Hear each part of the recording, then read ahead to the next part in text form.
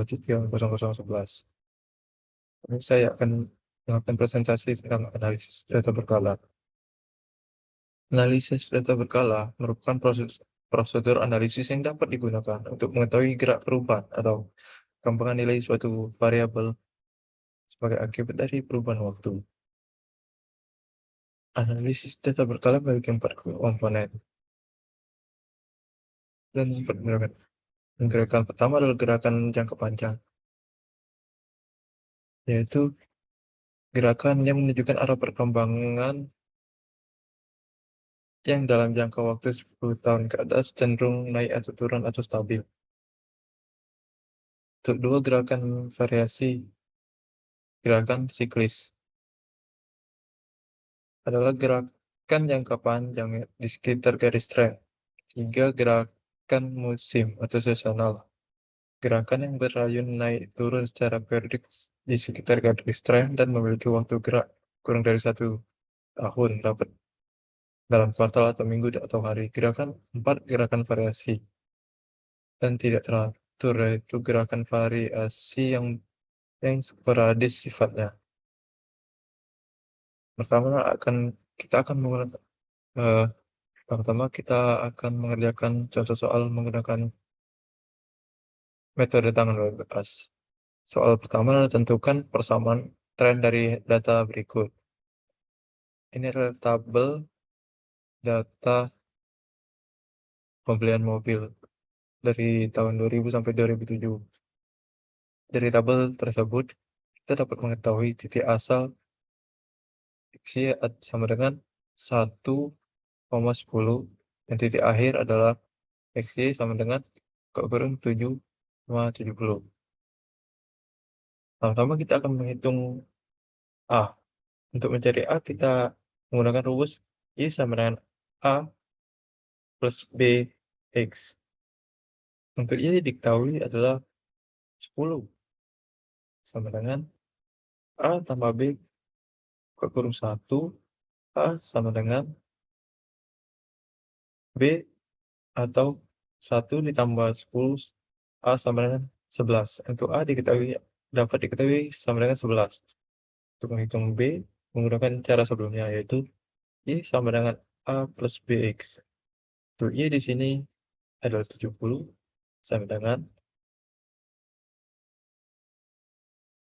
A-nya adalah 11 yang dari hasil yang kita dapat tadi, tambah B kurung 7, yaitu titik akhir. Sama dengan 59 sama dengan B kurung 7, B sama dengan 8,42. Dari sini kita dapat ketahui sebuah persamaan tren, yaitu A sama dengan 11 dan B sama dengan 8,42. Terus selanjutnya ada angka indeks. Angka indeks adalah angka yang digunakan untuk membandingkan dua atau lebih kegiatan yang sama dalam waktu berbeda. Satuan angka indeks adalah persen, namun dapat dipraktekkan pada prakteknya satuan tersebut yang digunakan. Ini sejenis waktu angka indeks. Dalam sebuah angka indeks diperlukan dua macam waktu, yaitu satu, waktu dasar atau base period. Waktu dasar adalah waktu di mana kegiatan digunakan sebagai dasar perbandingan. Dua, yaitu waktu yang bersangkutan atau yang sedang berjalan, atau current period. Waktu yang sedang berjalan adalah waktu di mana suatu kejadian digunakan sebagai dasar perbandingan terhadap kegiatan pada waktu dasar. Toh, pada tahun 2020, ternakan Pak Yadi menjual 500 ekor sapi, dan pada tahun 2021 menjual 200 sapi. Itulah indeks masing-masing tahun. Jika dibuat indeks produksi tahun 2021 dengan waktu dasar 2020, maka penjualan tahun 2020 akan digunakan sebagai dasar perbandingan, sedangkan produksi tahun 2021 akan diperbandingkan dengan angka penjualan tahun 2020 tadi. Cara mencari adalah indeks penjualan, sama dengan 200/500 dikali 100%, yaitu kita dapat penghasilan 40%. Maka terjadi penurunan sebesar 60% penjualan pada tahun 2021. Itu saja keunggulan angka indeks. Keunggulan angka indeks terjadi untuk mengetahui terjadi perubahan kegiatan terstruktur dalam dua waktu yang bersamaan. Yang kedua, mengetahui maju mundurnya naik turun suatu usaha kegiatan. Jenis-jenis angka indeks. 1. Indeks harga, price index, untuk mengukur perubahan harga barang. Misal, indeks harga konsumen, indeks harga perdagangan pasar, indeks harga yang dibayar dan diterima petani. 2. Indeks kualitas. Kualitas indeks. Quality index merupakan untuk mengukur kualitas suatu barang yang diproduksi, dikonsumsi maupun dijual. Misalnya indeks produksi beras, indeks konsumsi kedelai, dan lain-lain. Yang ketiga, indeks nilai, value index, mengukur perubahan nilai suatu barang, baik yang dihasilkan impor maupun ekspor. Misalnya, indeks nilai ekspor kopra, indeks nilai impor beras, dan lain-lain. Metode perhitungan. Angka indeks dihitung menggunakan dua cara, yaitu dengan metode tanpa timbangan dan dengan timbangan. Satu, indeks tidak tertimbang, unweighted index. Indeks tidak tertimbang adalah indeks yang dihitung tanpa mempertimbangkan faktor yang mempengaruhi naik turunnya indeks. Yang kedua, indeks tertimbang, weighted index. Indeks tertimbang adalah indeks yang dihitung dengan pertimbangan faktor yang mempengaruhi naik turunnya indeks. Dengan rumus I sama dengan sigma PNW per sigma POW dikali 100. Keterangannya adalah sigma PNW sama dengan harga pada waktu ke N dikalikan penimbang. Untuk sigma POW harga pada waktu dasar dikalikan penimbang. Ini ada contoh indeks relatif. Pada tabel ini dapat diketahui pada tahun 2000 harga beras adalah 6.000. Pada tahun 2021 harga beras 6.500. Pada tahun 2002 adalah 7.000. Maka menggunakan rumus tadi, sigma PNW per sigma PNQ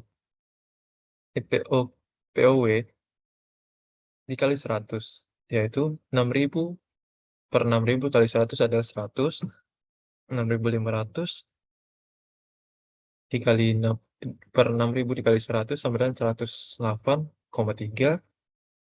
7.000 per 6.000 dikali 100 adalah 111,6. 116,6. Selanjutnya angka agregat. Angka agregat adalah metode perhitungan indeks membandingkan jumlah dan harga barang per tiap periode waktu. Angka agregat adalah metode perhitungan indeks dengan membandingkan jumlah dan harga barang-barang persatuan tiap periode waktu.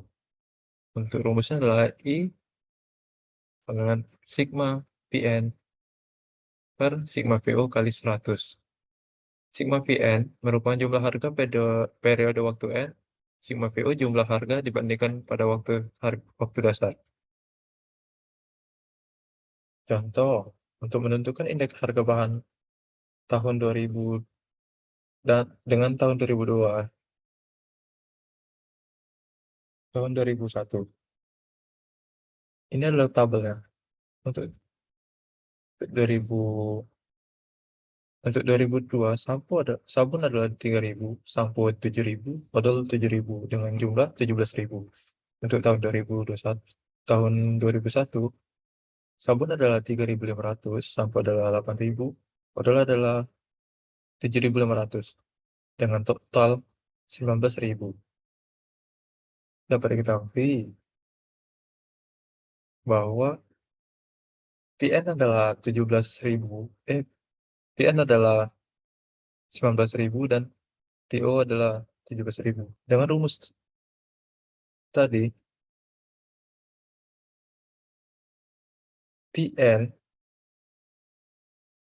sigma PN per sigma PO dikali 100, yaitu 19.000 per 17.000 dikali 100, yaitu 111.000, 111 per 76.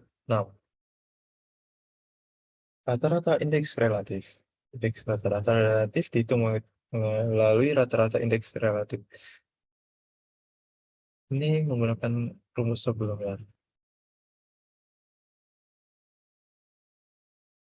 Untuk tahun 2000 yaitu 3.000, tahun 2001 adalah 3.500, yaitu untuk indeks relatifnya 3.500 per 3.000 dikali 100 sama dengan 116,66. Itu sampel 7.000 pada tahun 2000, pada tahun 2001 adalah 8.000. Untuk indeks relatifnya 8.000 per 7.000 dikali 100 sama dengan 114.000,28.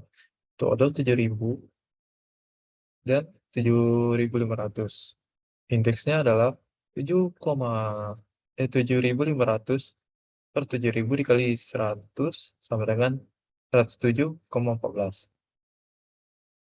Untuk total semuanya adalah, untuk tahun 2001 adalah 17.000, untuk tahun 2001 adalah 19.000, untuk indeks totalnya adalah 338,08.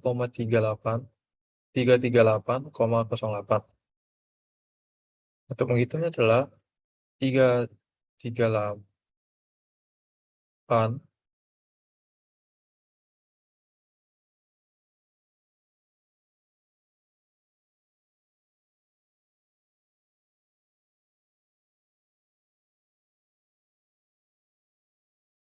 yuk kita lanjutkan.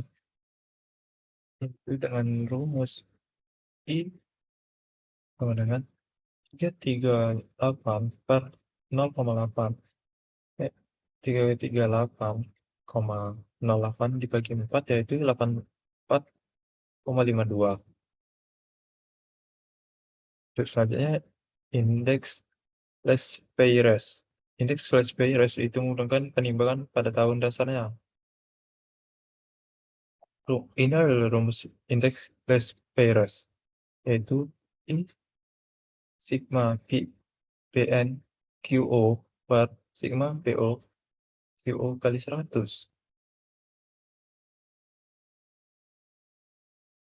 Untuk tabel di bawah adalah tabel harga dan tabel pembelian. Untuk susu, kuantitasnya pada tahun 2000 adalah 1.000 dan kuantitasnya ada 5. Gula 2.000, kuantitas 8. Beras 1.300, kuantitas 7. Untuk harga tahun 2021 adalah 1.500. Untuk susu 1.500, kuantitas 7. Untuk gula 1.800 untuk kuantitas 10. Beras 1.500 untuk kuantitas 5. Selanjutnya adalah untuk menghitung PO dan QO dan PNQO. Pertama-tama kita jumlahkan dulu dari penambahan dari tabel di atas tadi. Didapatkan PQO-nya adalah untuk susu adalah 5.000, untuk gula 16.000, untuk beras 9.100 dengan total 30.100. Untuk PNQO susu 7.000, gula 14.400, beras 10.500 dengan total 30.900. Untuk menghitungnya adalah PNQO per POQO dikali 100, yaitu 30.900 per 30.100 dikali 100 ya. Dapat diketahui adalah hasilnya 102,65.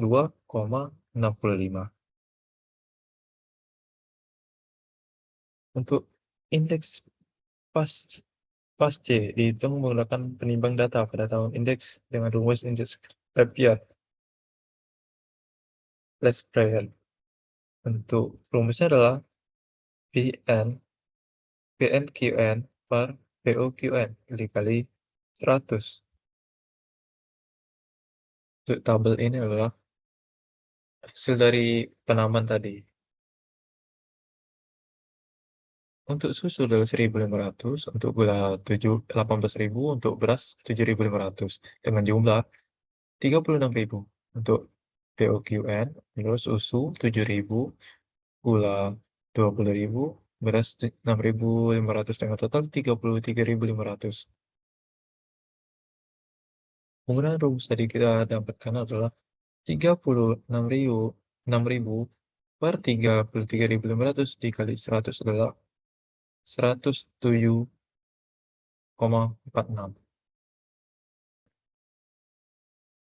Saya akan menjelaskan tentang probabilitas. Probabilitas adalah salah satu materi dari cabang ilmu matematika, yaitu statistika yang memiliki banyak aplikasi dalam kehidupan sehari-hari, dalam kenyataan. Banyak kejadian yang tidak pasti akan probabilitas digunakan untuk melihat berapa besar kemungkinan kejadian yang akan terjadi. Aturan penjumlahan probabilitas. Aturan penjumlahan dilihat dari sifat saling meniadakan atau tidak dari dua buah peluang kejadian. Dua peristiwa dikatakan saling meniadakan jika kedua kejadian tidak dapat terjadi secara bersamaan. Contoh dari hal ini adalah lemparan koin, angka, dan gambar tidak mungkin bisa terjadi dalam satu waktu yang sama. Jadi peristiwa tersebut dapat saling meniadakan. Maka dari itu, sebelum terjadinya kedua kejadian tersebut yang saling meniadakan adalah P buka kurung A atau B, sama dengan P buka kurung A buka kurung B plus P buka kurung B, atau PA buka kurung AUB tutup kurung sama dengan PA plus PB. Untuk probabilitas, ini adalah rumusnya. P buka kurung E sama dengan X per N. Untuk P adalah probabilitas, E adalah kejadian yang diinginkan, X adalah banyak cara kejadian yang akan terjadi. N adalah total kegiatan yang mungkin seseorang mendapatkan nomor undian 9, 12, 15, 23. Jika total nomor yang ada adalah 100 dan kemungkinan diperoleh jika 4 angka nomor undian tersebut, berapakah peluang kemenangan orang tersebut? Diketahui X adalah 9, 12, 15, 23 sama dengan 4, yaitu 4 buah kemungkinan. Untuk N yaitu 1 sampai 100 dengan jumlah 100. Untuk rumus tadi P buka kurung E tutup kurung sama dengan X per N. Jadi 4 per 100 dapat diketahui jadikan persen menjadi 4%. Ruang sampel atau S adalah kumpulan dari hasil yang mungkin terjadi dari suatu percobaan. Titik sampel adalah anggota-anggota dari ruang sampel, sedangkan sekumpulan dari berapa titik sampel disebut kejadian. Untuk contoh soal adalah 4 buah koin dilempar secara bersamaan. Gambarkan ruang sampelnya. Untuk A, kita titik sampel yang menunjukkan 3 gambar atau lebih. Kali ini kita menggunakan diagram pohon seperti pada gambar, yaitu kita pecah dulu jadi untuk G menjadi gambar, untuk A untuk angka. Ditentukan Jumlah titik sampel pada gambar tersebut adalah N berkurang S sama dengan 2N. Untuk titik sampelnya, 2N-nya adalah 2 pangkat 4 sama dengan 16. Untuk jawaban nomor A, yaitu dapat kita simpulkan bahwa dari gambar tersebut yang memiliki 3 gambar atau lebih, yaitu GGG, GA, GG, GGGA, AGGG, dan GG, AG. Maka titik sampel yang menunjukkan 3 gambar atau lebih adalah 5. Dan terima untuk penjelasannya kali ini. Jika ada salah kata atau kekurangan, saya mohon maaf. Wassalamualaikum warahmatullahi wabarakatuh.